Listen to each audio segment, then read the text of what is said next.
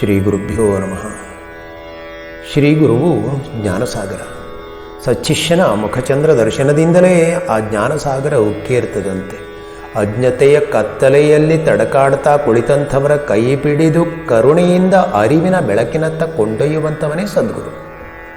ಶಿಷ್ಯನ ಪಾಲಿಗೆ ಇದಕ್ಕಿಂತ ಹೆಚ್ಚಿನ ಭಾಗ್ಯ ಇನ್ನೇನು ಬೇಕು? ಕೃಪೆಯನ್ನು ಪಡೆಯುವಂಥ ಕ್ಷಣ ಏನಿದೆಯೋ ಅದೇ ಜೀವನದ ಮಂಗಲಮಯ ಕ್ಷಣ ಹೇಳಲ್ಪಡುತ್ತದೆ. ಶಿಷ್ಯ ಜೀವನದಲ್ಲಿ ಅಮರತ್ವದ ಲಾಭವನ್ನು ಮಾಡಿಕೊಡುವಂಥ ಸದ್ಗುರುವಿನ ಮಹತ್ವವನ್ನು ಯಾರು ತಾನೇ ವರ್ಣಿಸಲಿಕ್ಕೆ ಸಾಧ್ಯ?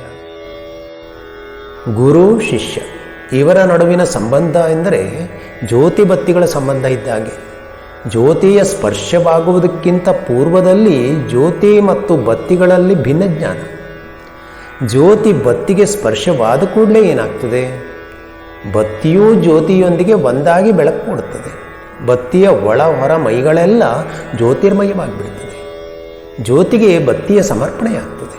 ಆಗ ಬತ್ತಿಯನ್ನು ಹೊತ್ತಂಥ ಹಣತೆಯೂ ಧನ್ಯವಾಗ್ತದೆ. ಜ್ಯೋತಿಗೆ ಅರ್ಪಿತವಾದ ಬತ್ತಿಯೂ ಧನ್ಯವಾಗಿಬಿಡುತ್ತದೆ. ಹಾಗೆಯೇ ಗುರು ಶಿಷ್ಯರ ಸಂಬಂಧವಾಗಿಬಿಟ್ರೆ ಶಿಷ್ಯನು ಕಲ್ಪತರುವಿನಂತೆ ಆಗಿಬಿಡ್ತಾನೆ, ಪರಿಶ್ರಮಣಿಯಂತೆ ಆಗಬಲ್ಲನವನು. ಹೀಗೆ ಸದ್ಗುರುವಿನ ಮಹಿಮೆ ಹೇಳಲ್ಪಡುತ್ತದೆ.